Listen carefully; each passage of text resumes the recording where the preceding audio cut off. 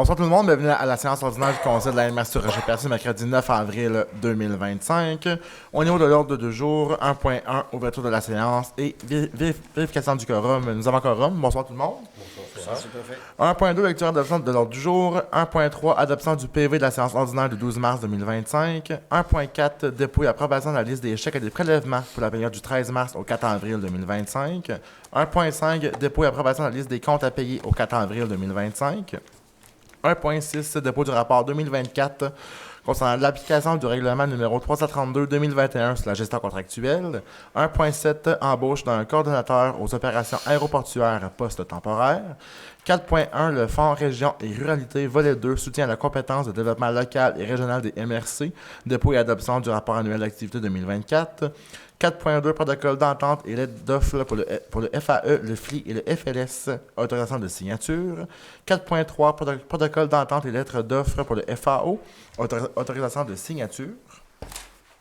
6.1, aéroport, adoption pour le règlement numéro 362-2025, décrétant les coûts de certains services et frais à l'aéroport de Rocher-Percé.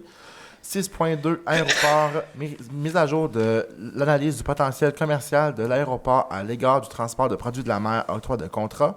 6.3, aéroport, révision des procédures d'approche aux instruments, octroi de contrat. 7.1, suspension du programme Réno-Région, dénonciation des impacts. Aucune correspondance ce soir. Aux affaires nouvelles, 9.1, appui à la municipalité de Port-Daniel-Gascon pour le projet Aqueduc et Égout. Ensuite, la période de questions. Ensuite, la levée de la séance. Est-ce qu'il y a des points à ajouter aux autres affaires nouvelles? Non. Ça va, c'est une proposition pour l'ordre du jour. Je le propose. Merci, M. Blondin. 1.3, adoption du PV de la séance ordinaire le 12 mars 2025. Vous avez tous reçu une copie du procès-verbal. Si le tout était conforme, c'est une proposition. Je propose. Merci, M. Grenier. 1.4, dépôt et approbation de la liste des chèques et des prélèvements pour la période du 13 mars au 4 avril 2025. Madame Roussy. Oui, la liste des chèques pour le compte 11 153 portant les numéros 19 579 à 19 132 au montant de 390 022 et 56 et la liste des prélèvements portant les numéros 3 947 à 3 963 au montant de 40 023 et 65, le tout pour un grand total de 430 046 et 21. Proposé. Merci, M. Darèche. 1.5, dépôt et approbation de la liste des comptes à payer au 4 avril 2025. Madame Roussy. Oui, donc au montant de 67 702 et 34. Je propose. Merci, M. Blondin. 1.6, dépôt du rapport 2024 concernant l'application du règlement numéro 332-2021 sur la gestion contractuelle. Madame Roussy. Oui, bien, c'est tout simplement pour informer que le rapport 2024 concernant l'application du règlement numéro 332-2021 sur la gestion contractuelle est déposé. Il va être disponible sur notre site Web.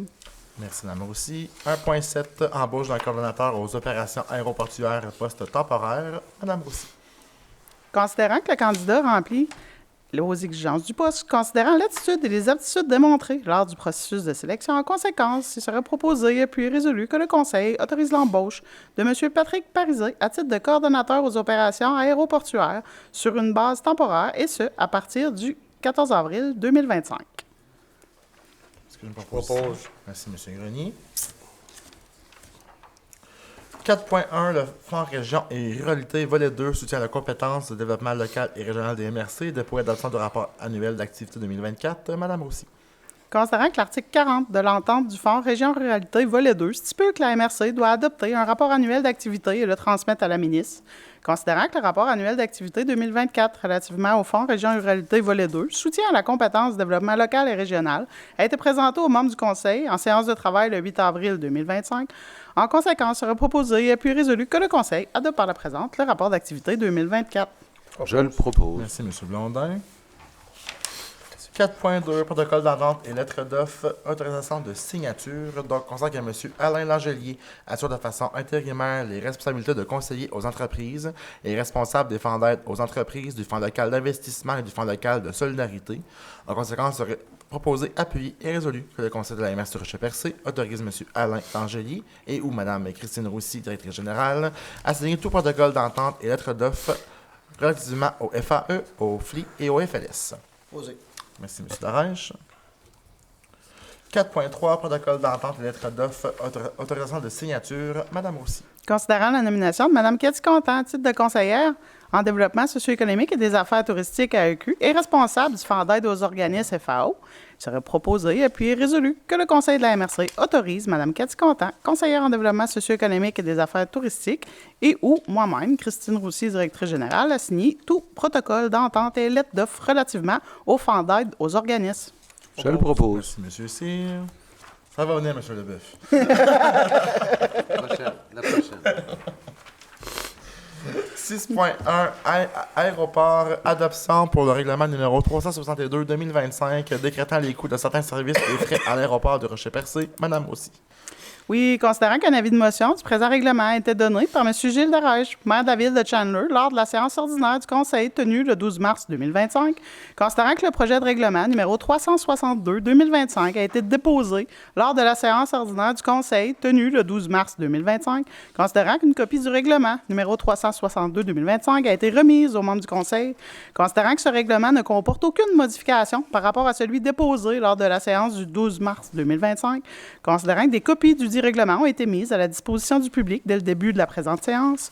On a besoin d'une proposition afin que le Conseil adopte par la présente le règlement numéro 362-2025 décrétant les coûts de certains services et frais à l'aéroport du Rocher-Percé et abrogeant le règlement numéro 355-2024.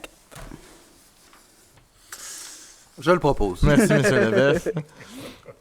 6.2 Aéroport, mise à jour de l'analyse du potentiel commercial de l'aéroport à l'égard du transport de produits de la mer, octroi de contrat. Madame aussi. Donc, on a besoin d'une proposition afin que le Conseil autorise l'octroi d'un contrat à Octa Aviation pour effectuer une mise à jour de l'analyse du potentiel commercial de l'aéroport à l'égard du transport des produits de la mer, et ce, pour un montant maximum de 4 025 taxons su. Je propose. Merci, M. Cyr. 6.3 Aéroport, révision des procédures d'approche aux instruments, octroi de contrat. Madame Roussy. Considérant que les procédures d'approche viennent à échéance en mars 2026, considérant que les délais de publication des nouvelles approches par NAV Canada, il serait proposé et puis résolu que le Conseil octroie le contrat à Octa Aviation pour la révision des procédures d'approche aux instruments, et ce, pour un montant de 21 637 taxons su. Je propose. Merci, M. Blondin. 7.1 Suspension du programme Réno-Région, dénonciation des impacts. Donc, considérant que la SHQ a confirmé 2 jours après la lecture du budget 2025-2026 du gouvernement du Québec la suspension du programme Réno-Région, un programme qui est essentiel pour aider les propriétaires occupant les moins bien nantis de nos communautés, souvent des personnes âgées ou des familles monoparentales vivant en milieu rural, à corriger des défectuosités majeures à leur modeste résidence. Considérant que pour la région de la Gaspésie-Île de la Madeleine, 73% des ménages sont propriétaires de leur logement, comparativement à 60% pour l'ensemble du Québec, et que le programme Réno-Région répondait directement à cette réalité propre à notre territoire.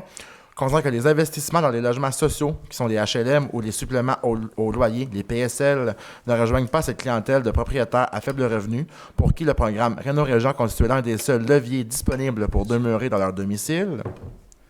Considérant que la suspension du programme Réno-Région s'inscrit dans un contexte de crise du logement et d'inflation, où chaque logement qui est préservé est une victoire sociale, et où priver les régions d'un outil aussi fondamental revient à accélérer leur dévitalisation. Considérant que cette décision entraîne également la perte d'expertise locale développée au fil des ans par des inspecteurs certifiés dont le rôle de proximité était essentiel à l'accompagnement des citoyens et citoyennes dans la planification des travaux admissibles. Considérant que plus de 1000 familles au Québec, dont 134 sur le territoire de la MRC de Rocher-Percé, figurent sur une liste d'attente et que leur espoir de maintien de leur domicile est désormais compromis. Considérant que la SHQ devrait lancer une version bonifiée du programme Réno-Région à la suite des consultations de 2025. Considérant que la MRC a déposé l'an dernier une série de propositions à la SHQ afin d'augmenter l'efficacité du programme et le rendre plus accessible pour mieux répondre aux besoins. Considérant les nombreuses voies municipales, incluant celles de l'Union des municipalités du Québec, de la Fédération québécoise des municipalités et des préfets des MRC partout au Québec, qui dénoncent avec vigueur cette décision perçue comme une attaque directe aux plus démunis. En conséquence, il serait proposé, appuyé et résolu que le Conseil de la MRC de Rocher-Percé déplore avec vigueur la suspension du programme Réno-Région et demande au gouvernement du Québec, à la ministre de l'Habitation ainsi qu'au premier ministre du Québec de revenir à cette décision et de rétablir rapidement le financement du programme. Aussi, que cette résolution soit transmise rapidement aux personnes suivantes. Donc, M. François Legault, Premier ministre du Québec, Mme France-Hélène Duranceau, ministre responsable de l'Habitation, Mme Maïté Blanchette-Vézina, députée de Rimouski, ministre des Ressources naturelles et des Forêts, ministère responsable de la région du Bas-Saint-Laurent et de la région de la Gaspésie-Île-de-la-Madeleine, à M. Sébastien Schneeberger, député de Drummond-Boisfranc, président de la Commission de l'aménagement du territoire, à Mme Virginie Dufour, députée de Mille-Îles, porte-parole de l'opposition officielle en matière de logement, à Mme Christine Labrie, députée de Sherbrooke, porte-parole du deuxième groupe d'opposition en matière de logement, à Mme Catherine Genticard, députée de Terrebonne, le porte-parole du troisième groupe d'opposition en matière de logement, à M. Jean Martel, PDG de la Société d'habitation du Québec, à Mme Catherine Blouin, députée de Bonaventure, à M. Stéphane Sainte-Croix, député de Gaspé, au regroupement des MRC de la Gaspésie, à toutes les municipalités du territoire de la MRC du Rocher-Percé, ainsi qu'à toutes les autres MRC du Québec. Je propose. Merci, M. Grenier. Je mentionne également qu'à partir de demain matin, un communiqué de presse va être envoyé aux médias, donc qui va dénoncer la situation. Donc, la MRC va prendre une position supplémentaire. Donc, s'il y a des gens qui ont des désirs d'entrevue, je vais être disponible pour répondre à l'ensemble des questions et pouvoir dénoncer les impacts directs sur notre territoire. 9.1 au niveau des affaires nouvelles, appui à la municipalité de Paul-Daniel-Gascon pour le projet d'aqueduc et d'égout.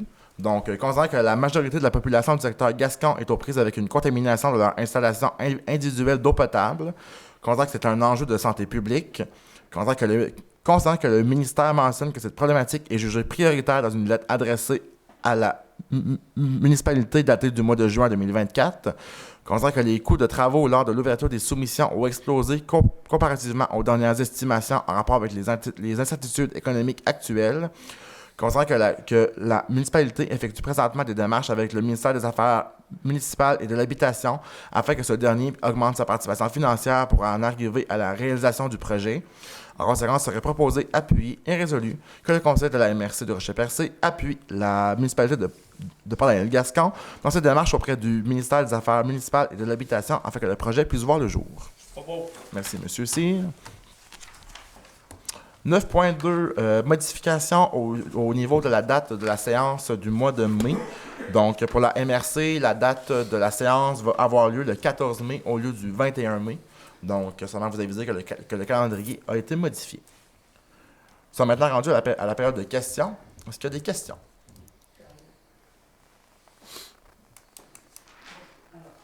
Bonjour. Bonjour tout le monde. Bonjour. J'aurais. À propos de 6.2, la mise à jour d'analyse du potentiel commercial de l'aéroport, il doit en enjeu quelque chose, il doit y avoir des projets à venir, il doit y avoir une ambition quelconque. Oui, en fait, donc, on a eu plusieurs discussions avec les entrepreneurs de notre milieu. Donc, c'est vraiment pour voir avec tout ce qui est au niveau du transport des produits de la mer, donc tout ce qui est transport au niveau du cargo. Donc, il y avait une étude qui avait été faite dans les dernières années. Donc là, on décide de la mettre à jour pour voir quels sont les impacts pour les prochaines années, qu'est-ce qu'on peut mettre comme service en place aussi. Donc, avec cette étude-là, on va pouvoir voir qu'est-ce qu'on peut faire comme d'autres développements pour soutenir les entrepreneurs du milieu. Donc, il y aurait un potentiel. Alors. Effectivement. OK, parfait. Est-ce que je peux rajouter un point? Oui, allez-y, M. Cyr. Oui. Thierry, c'est sûr que dans le contexte aujourd'hui, avec les tarifs douaniers, puis que le gouvernement du Canada, il veut renforcer les échanges commerciaux entre provinces. Donc, nous, au départ, c'est sûr qu'on les investissements qui ont été faits, prolongement de 1000 pieds, l'aérogare, donc là, éventuellement, on regarde avec l'ouverture de ce qui se passe, peut-être du potentiel de développement avec d'autres provinces, que ce soit l'Ontario, que ce soit même l'Ouest canadien. Okay, oui. Donc, le fait que le gouvernement veut favoriser, c'est important d'avoir des infrastructures d'appoint, parce qu'au maritime, présentement, oui, ils peuvent envoyer de la marchandise en Europe parce qu'il y a des infrastructures, mais d'un autre côté à nous, pour respecter les normes de Transport Canada, il faut s'assurer que dans le cas que l'avion ne pourra pas atterrir, ben, il faut avoir un plan B. Donc, nous, c'est sûr, avec la proximité des entreprises, donc, de toute façon, ça avait été là, dans les discussions qu'éventuellement, mais que les effectifs auraient été mis en place, de travailler pour ce développement-là. Mais ce qui est encore plus intéressant, c'est de valider le potentiel interprovincial. OK, parfait. Merci pour la précision. On va revenir sur la suspension du programme Réno-Région. Oui. Je reviens surtout sur un commentaire qu'a fait le maire de Chandler à la séance de cette semaine. Probablement la chose la plus logique que j'ai trouvée jusqu'à ce jour, c'est qu'il y a quelque chose de contradictoire au gouvernement du Québec. C'est-à-dire qu'on veut maintenir les gens à la maison, les personnes âgées à la maison le plus longtemps possible. Oui. Mais à contrario, on dit on va couper sur maintenir les maisons en bonne et due forme. On fait quoi à partir de maintenant? C'est sûr que j'ajouterais même à ce commentaire-là qu'on a coupé dans le programme Réno-Région qui est suspendu, mais on a aussi suspendu le programme PAD, qui est le programme d'adaptation des domiciles. Donc, c'est un programme qui permet aussi à des personnes de pouvoir demeurer dans leur maison. Certains qu'on veut que nos personnes âgées puissent demeurer le plus longtemps possible dans leur maison. Je crois que c'est le souhait de la plupart des personnes aussi. C'est sûr que nous, de notre côté, on va continuer à faire plusieurs démarches. On va dénoncer aussi la suspension de ce programme-là. Moi, j'ai 134 ménages qui attendent présentement sur une liste d'attente et j'ai pas fait de période d'inscription pour cette année. Donc, je peux vous dire qu'il y a sûrement d'autres personnes qui sont en attente aussi de ce programme-là.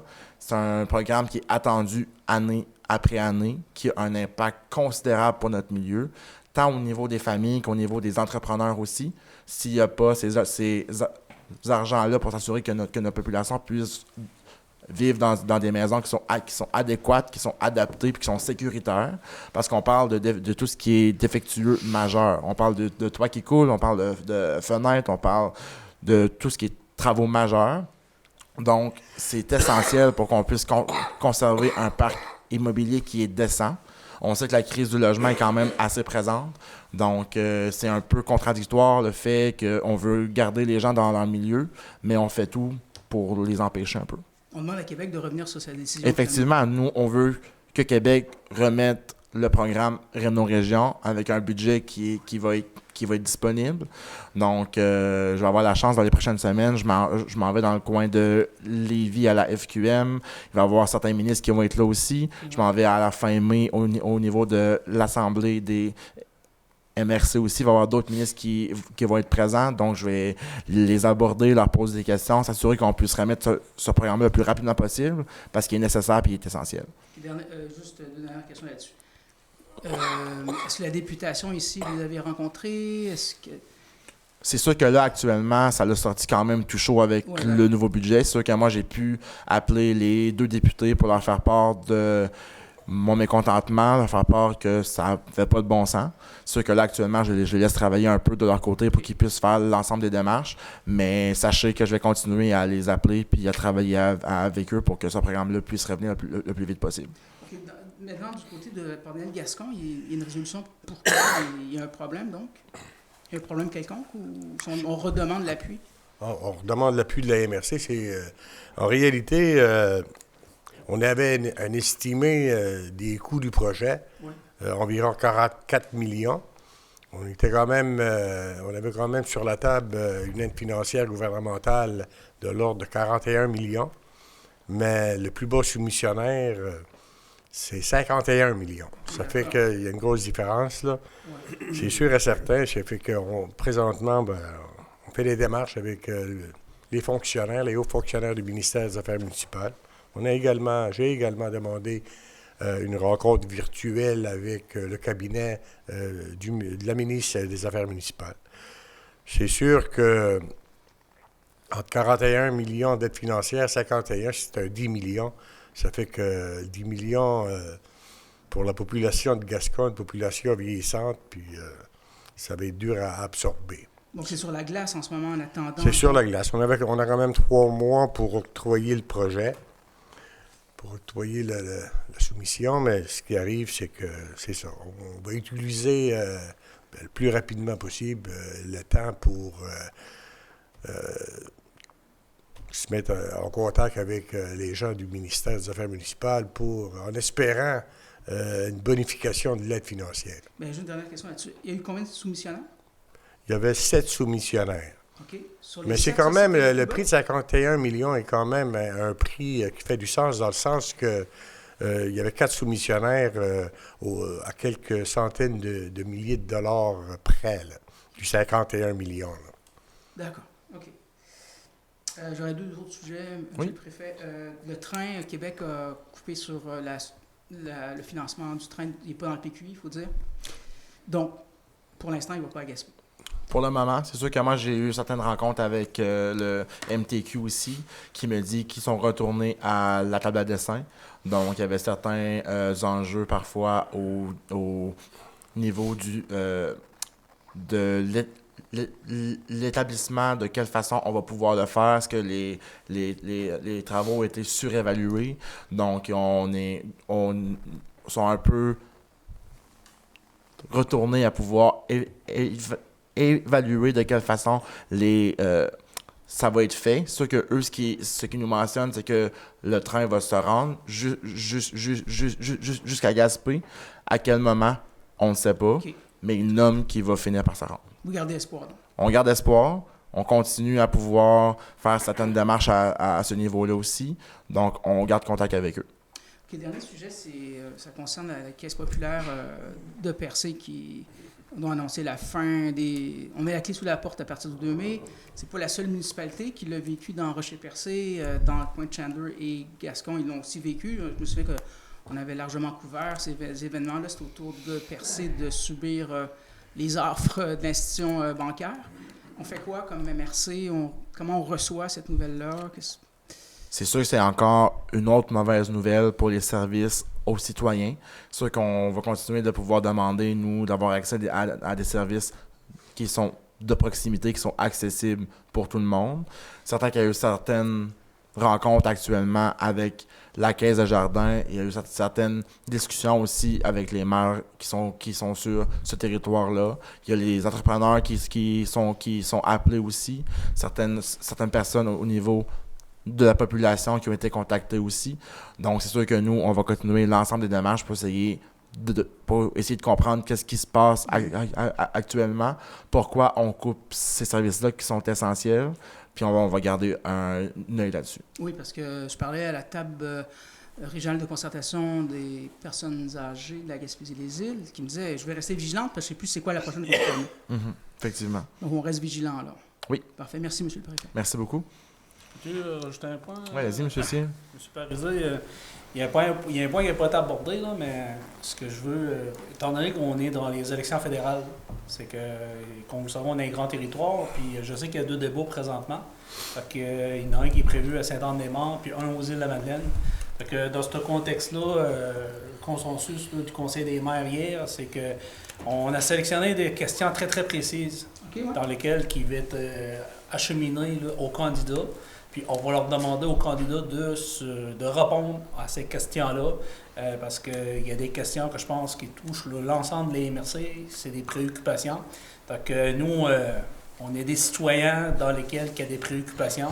Puis c'est important que peu importe le parti, qui puisse répondre là, aux questionnements qui vont avoir été soulevés. Puis je pense que le préfet, là, il va assumer le rôle de le diffuser même là, à travers les médias, puis de s'assurer que les candidats puissent répondre là, pour être en mesure de donner l'information pour que la population puisse connaître là, la position de chacun des partis face à nos questions qui vont être posées. Parce qu'il y a des attentes de la part de la préfecture quant au prochain gouvernement fédéral à venir. Effectivement, donc il y a plusieurs sujets de notre côté qu'on veut s'assurer qu'on puisse avoir certaines réponses aussi. Donc, on parle de tout ce qui est assurance emploi, donc s'assurer que les gens puissent faire le tour un peu, qu'il n'y ait aucun trou noir. Donc, s'assurer aussi qu'on puisse avoir certains soutien au niveau des infrastructures, tout ce qui est au niveau des ports, s'assurer qu'on puisse avoir du soutien aussi pour les administrations portuaires. Donc, la gestion des ports, on sait que c'est quelque chose quand même assez complexes et coûtent quand même assez cher. Donc, on va demander certaines questions à ce niveau-là aussi.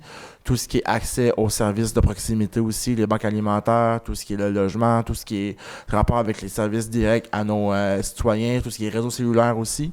Fait que la liste de questions va être fournie aux candidats et il y a un communiqué qui va être transmis pour les médias aussi. Parfait. Merci beaucoup. Merci. Est-ce qu'il y avait d'autres questions? Pas de questions. Ça maintenant rendu à la levée de la séance, que c'est une proposition. Merci beaucoup, M. Blondin. Donc, merci à tous. On se donne rendez-vous à la prochaine séance qui, je le rappelle, aura lieu le 14 mai au lieu du 21 mai. Merci beaucoup et bonne soirée.